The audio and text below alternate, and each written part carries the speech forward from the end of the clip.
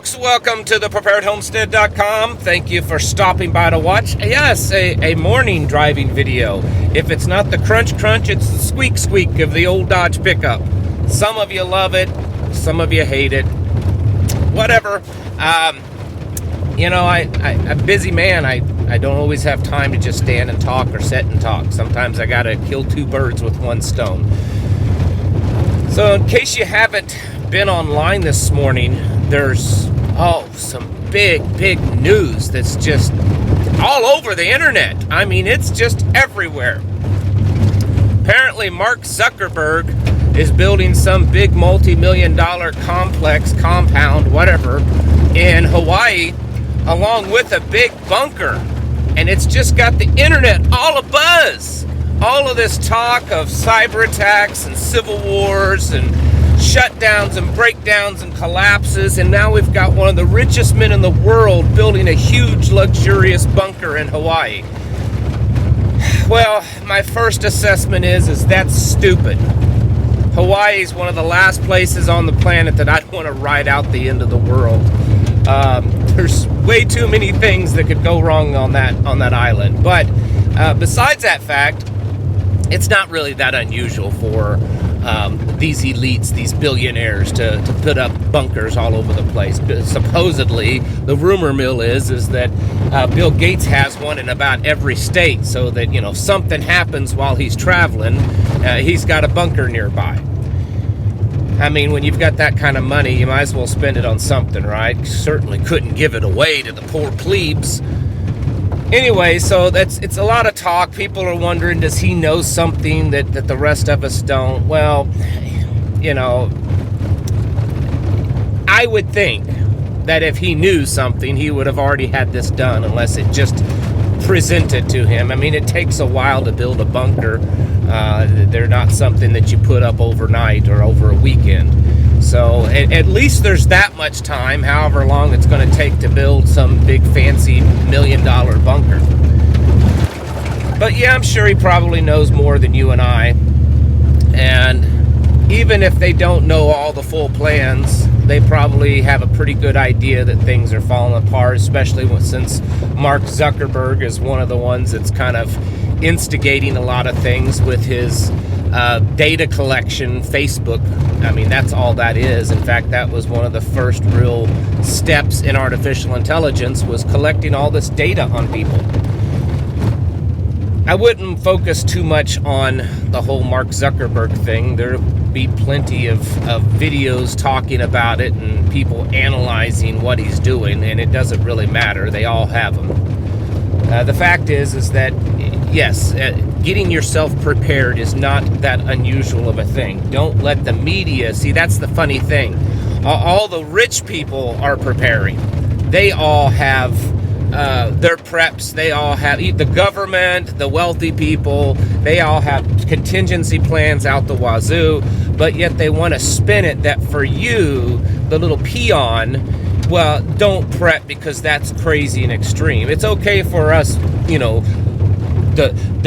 elites, us special people to do it, but for you little nobodies, you shouldn't do that because it makes you look like a crazy person. Speaking of crazy stuff, after the movie from last week that the Obamas put out, the cyber attack that hit New York City, New York's power grid went down last night for a moment. I don't know the full details of it. I don't think it was necessarily citywide, but there was a lot of flickering of the lights in New York. Probably had a few people a little unsettled there. The recession's not going to happen. Okay? Don't worry about it. Just go out and spend your money and have a gay old time. According to Jim Cramer, that is. He's that guy that's so good at predicting market stuff. He's always been dead on accurate on letting you know when to buy or sell a stock. And he says that there's just no chance of a recession happening. Which, my interpretation of that is you better buckle down, because it's probably going to get really, really crazy. And it may be much worse than a normal, than what would be considered a normal recession. All in all, folks, seriously, there's stuff going on all the time. Things are heating up. Well, things are heating up everywhere. And, probably some of it's distraction, probably a lot of it's hype, a lot of it's probably to condition us to think a certain way, how things will happen, when the Civil War breaks out, all the bad guys are going to be the gun-toting, Bible-thumping, MAGA hat-wearing people, that kind of thing. Those are the bad guys. Got to condition everyone. It's not bad that a civil war happens. It's just bad that it's those right-leaning people are the enemy.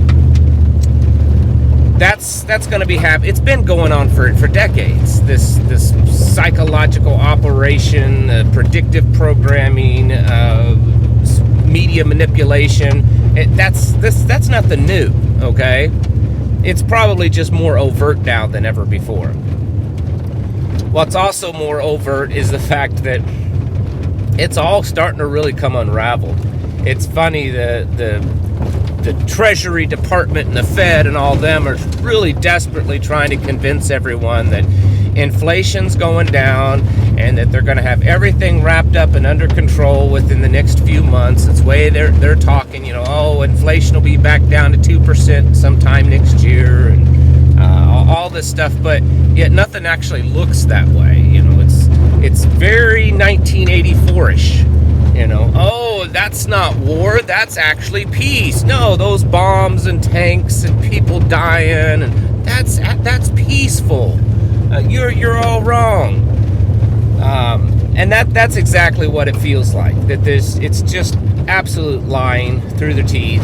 And you and I see that. We see it when we go to the store. We see it when we look at our bottom dollar at the end of the month, how much money we spent on things, how much more money we spent on things than what we spent a year or 2 or 3 ago. None of it is really in a good, stable state. And that's not being doomsdayish. It's just telling it like it is, folks. We have to get serious about it. Don't let it just be these the reptilian elites be the only ones that's building their bunkers or stocking up. I mean, I know most of you are just like me. I'd love to have a bunker, but I can't afford one. I get it, can't afford it either. But we can do a lot of other things to prepare.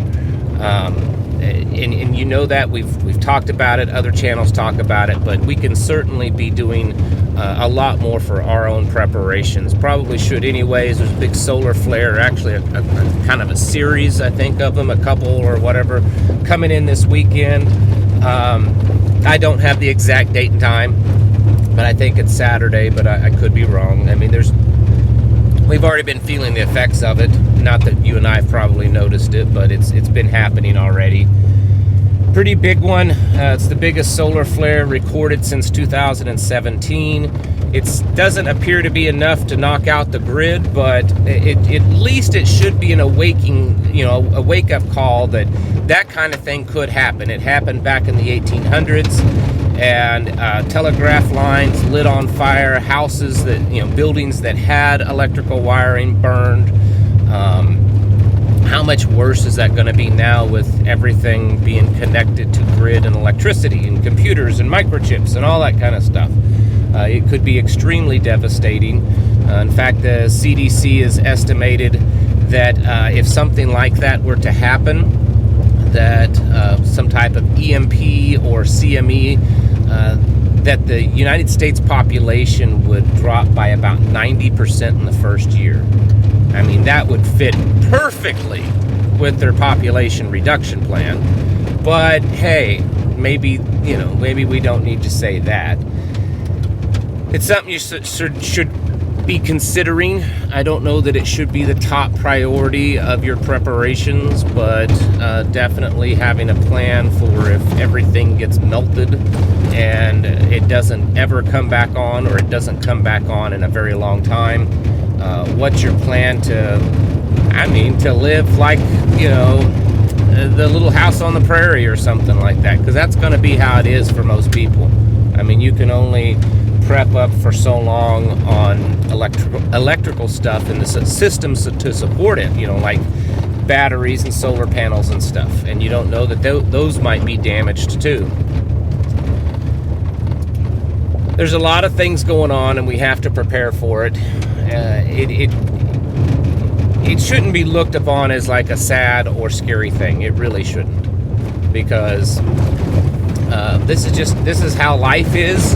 And for any of you that have been reading the Bible most of your life, or at least some of your life, you should have known this was coming eventually anyways. And as the world is becoming more and more wicked, this kind of stuff happens. And then if you've also been a student of history, you should be able to figure out that at some point, this whole charade was this house of cards is going to fall down, because it cannot maintain itself in the way that we run it.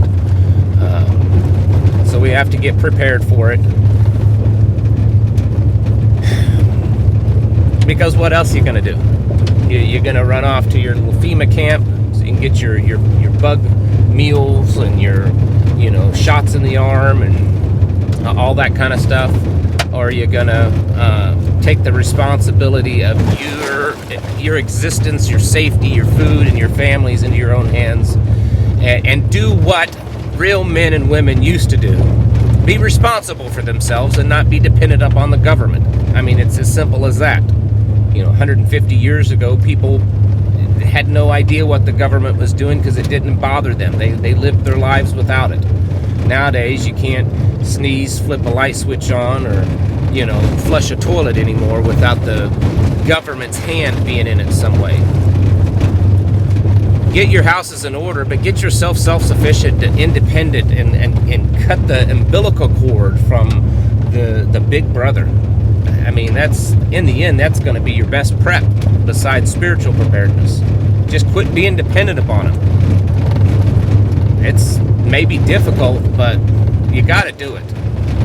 Well, I have strayed off course on this video for sure, my little driving, rambling rant. Do like Mark Zuckerberg, prep up, the end is coming. The sky is falling, yes. Well, eventually it will, so get yourselves prepared for it. Preparing mentally, physically, and spiritually, folks. Thanks for watching. Catch you in the next video.